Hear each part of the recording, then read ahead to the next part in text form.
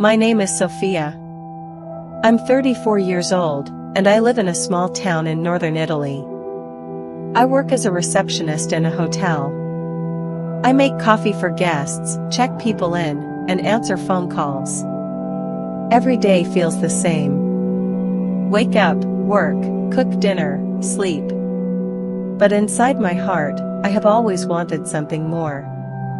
When I was a little girl, I loved to sing. I sang in my room, in the shower, in the garden. My mother would smile and say, "Sofia, you have music in your soul." I dreamed of singing on stage, holding a microphone, hearing people clap. But dreams are not always easy. My father died when I was 10. After that, life changed. My mother worked 2 jobs. I stayed quiet. I studied hard. I helped at home. I still sang, but only when I was alone. I felt I needed to be strong, not loud. I needed to be responsible, not dreamy. As I got older, I still loved music, but I told myself, that's not real life. That's just a dream. I worked in cafes, then got the job at the hotel. It was safe.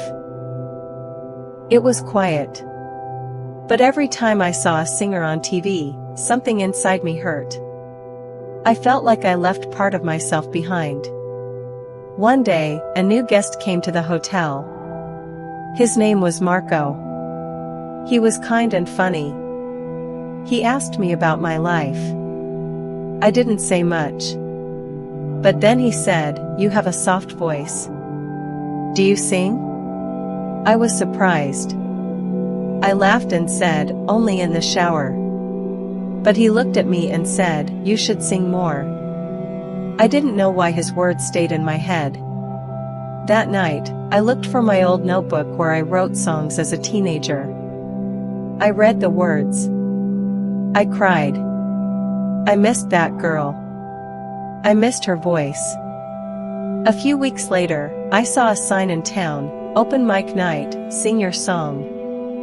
My heart jumped. My hands shook. I took a picture of the sign. But I told myself, it's not for you. You're too old. Too quiet. You don't belong there. But Marco came again. We talked more. I told him about the sign. He smiled and said, "Go. Just once. For you." I couldn't sleep that night. My heart said yes. My fear said no. But I remembered my mother's words, "You have music in your soul." So I took a deep breath and signed up. The day of the show, I felt sick. I wanted to cancel. I held the microphone with cold hands. My voice trembled. But then I looked at the people in the cafe. No one was laughing. They were listening. I sang a song I wrote years ago. It was about missing my father. I sang with tears in my eyes. When I finished, there was silence, and then clapping. Someone stood up. I saw Marco smiling in the back. And in that moment, I felt alive. After that night, I didn't stop. I went again. And again. People started knowing my name. One woman said, "Your song helped me cry for the first time in months." A man said, "Your voice is soft, but strong. Like you." I didn't leave my job at the hotel. Not yet. But I started singing every weekend. I started writing again. I started teaching singing to children. My life was changing. Then something hard happened. My mother got sick. I had to take care of her. I had to stop singing for a while. At first, I felt angry. Why now? Why when I was finally starting to grow?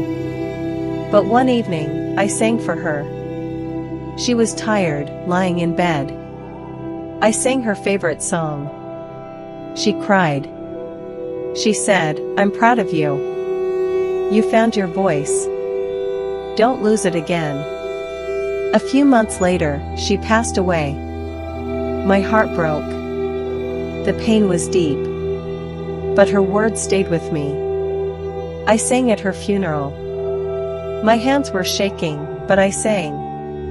After that, I didn't sing for a while. I needed time. But then I remembered. Singing is not just for happy times. It's for healing too. 1 year later, I joined a local music group. We sang at schools, hospitals, and old age homes. I saw people smile, even when they were sick or lonely. And I understood something: my voice was a gift. Not just for me, but for others too. Now, I still live in my small town. I still work at the hotel. But I also sing. I sing for people who feel afraid. For people who think their dream is too small or too late. If you are listening to this, and you have a dream, maybe it's music, painting, writing, dancing, I want to tell you, it is not too late. Your dream is waiting for you. Your voice matters. Sometimes, we wait for someone to say go. But the truth is, we can say it to ourselves. I was afraid. I waited too long. But I found my voice. And now, I sing not just for the girl I was, but for the woman I became. Thank you for listening to my story.